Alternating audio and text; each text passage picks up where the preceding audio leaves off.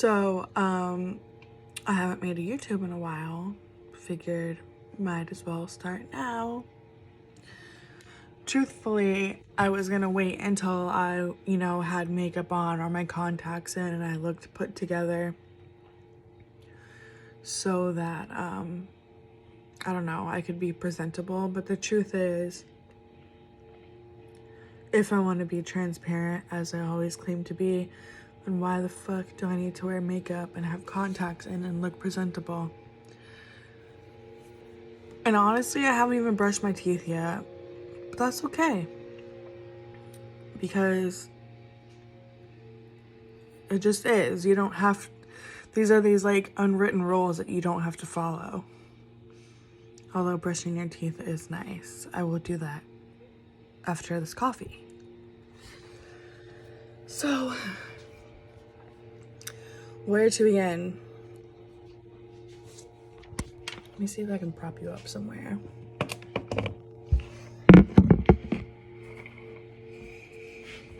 Where to begin? It has been about 5 months since I have posted anything.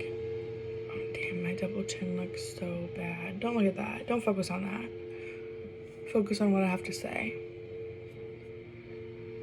So, it's been about 5 months, and 5 months ago, I left you guys at, I had just came off of medication, and I feel so great. And then reality set in, like, a few months later. And depression was knocking on my door hard. It hit me so hard to the point where, I was contemplating living anymore.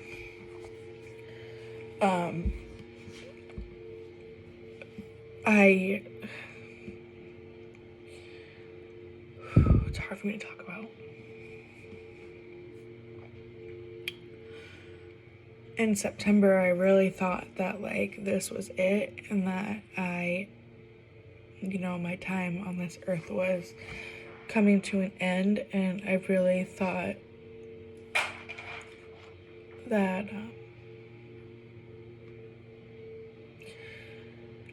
this was it.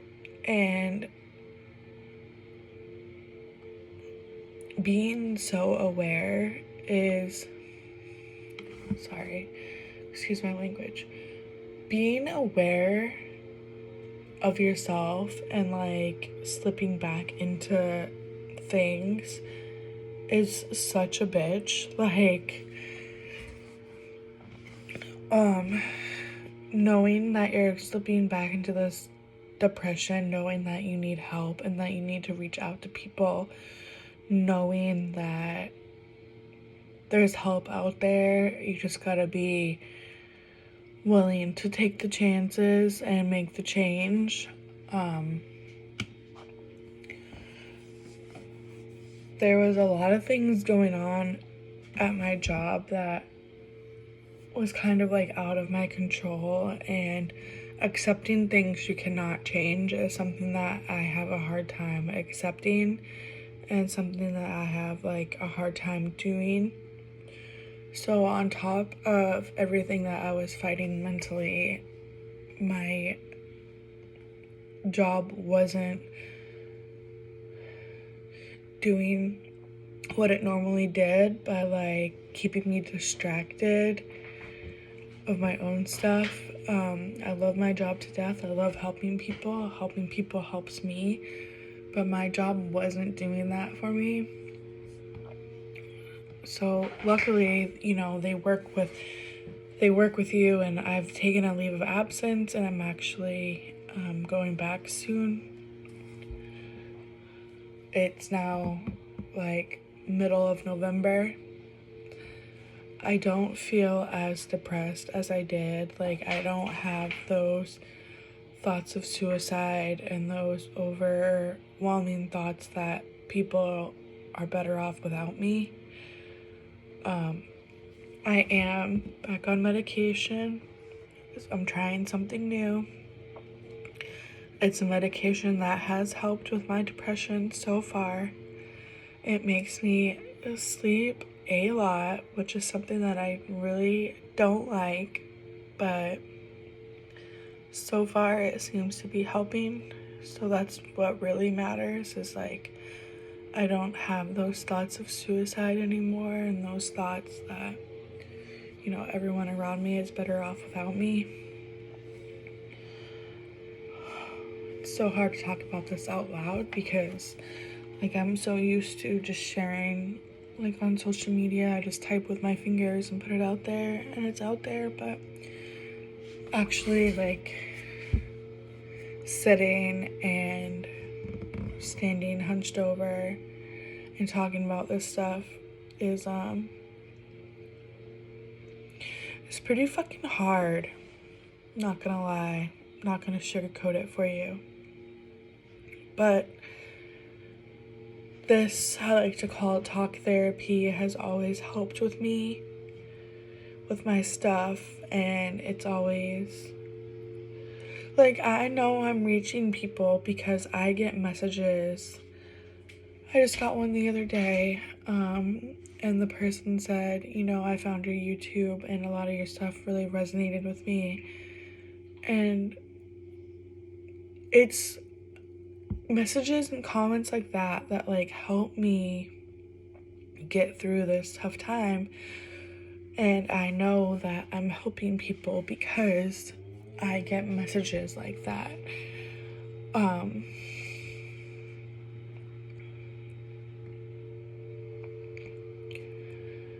There's been so much that has happened since my last video in May.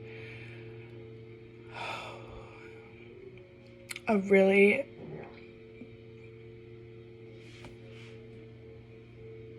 Are you okay?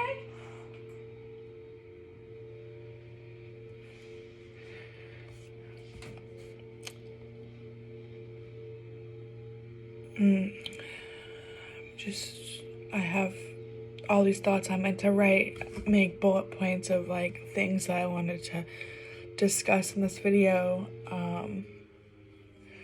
I got sidetracked and forgot.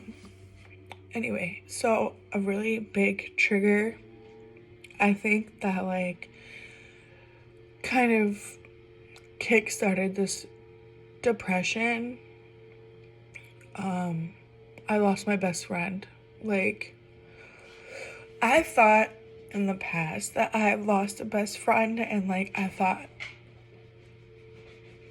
that there's no pain, you know, there's no greater pain than that. Like, I thought losing Graham a few years ago, like I thought that pain was the worst pain. But then I lost Darrell, and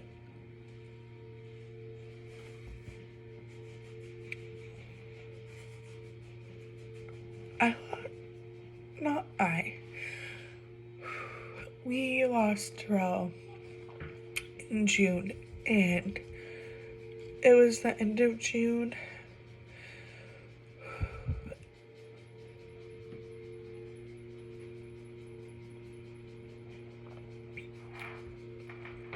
And we had his like celebration of life or whatever, and like his wake and funeral or whatever, and his mom invited me to this Portuguese festival, I think in August. Obviously Darrell was gone, so we went, and it was great. It was hot as fuck, like the hottest day of the year, but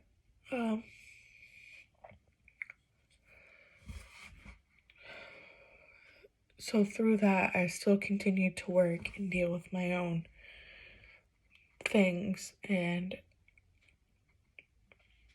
losing someone that you just like,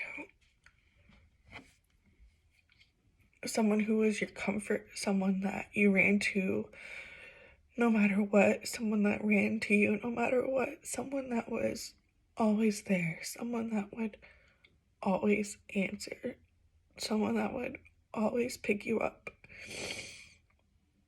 someone that took all of your dreams and brought them to life in reality and then tattooed them on your body, someone that welcomed you and your kid and your husband and no matter what, and just open arms. And like losing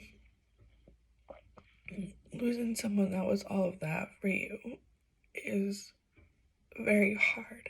And I think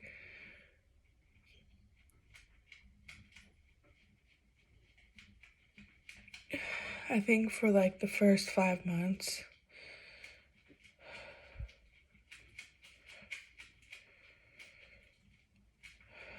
first 4 months, I was in denial. I couldn't accept the fact that he was gone, even though, you know, I watched the casket be lowered down into the ground. I watched it close on him.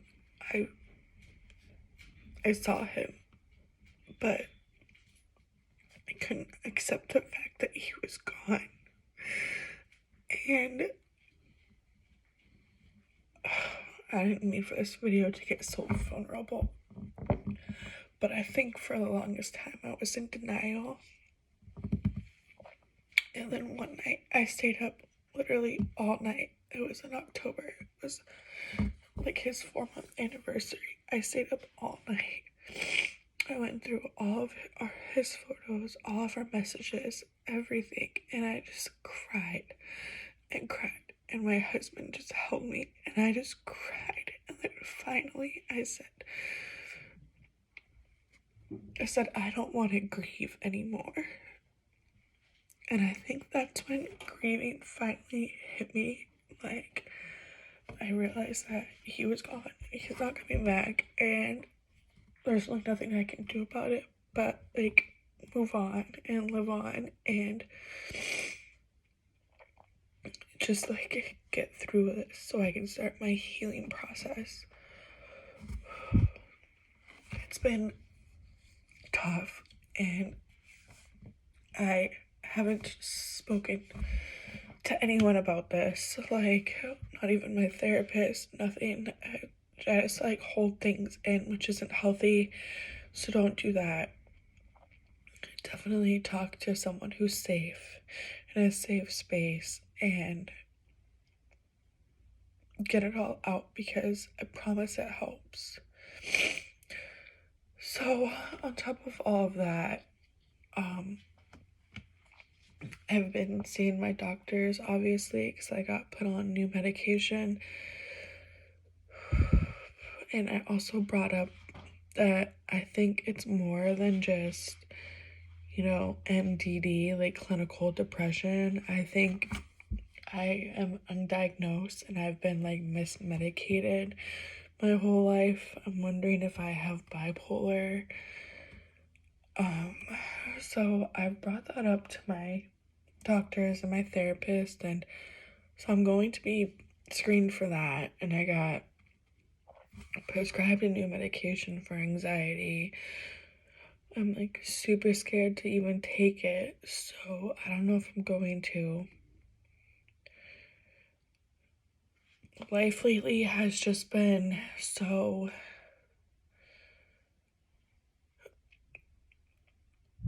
I don't know, weird. It's also been like an awakening. I feel like I've been like rebirthed. When I first took my leave of absence in September, I was like,